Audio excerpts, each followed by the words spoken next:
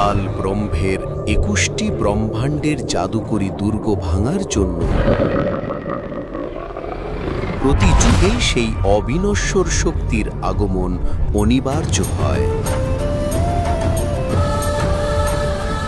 যুগ পরিবর্তনের মহৎ ঘটনার সাথে সেই মহাপুরুষের গভীর সম্পর্ক থাকে, যেখানে একদিকে এক মহাপুরুষের মাধ্যমে এক ইঞ্জিনিয়ার থেকে ভক্ত এবং এক ভক্ত থেকে সন্ত হওয়ার যাত্রা শুরু হয়ে যায়।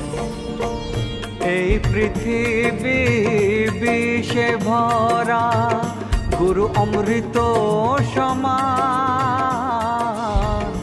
এই পৃথিবী আজ জানব কিভাবে ঘটেছিল সন্ত ও ভগবানের লীলার এই আশ্চর্য মেলবন্ধন।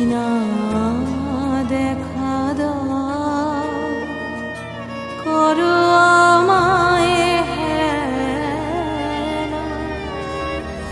কিন্তু যখন সেই অবিনশ্বর তার দেওয়া প্রতিশ্রুতি পূরণ করতে নিজেই এই ধরনীতে অবতীর্ণ হন,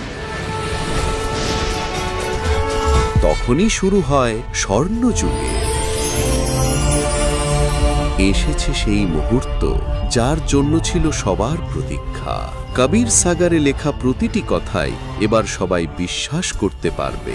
5505 तब ये वचन मेरा होगा साचा।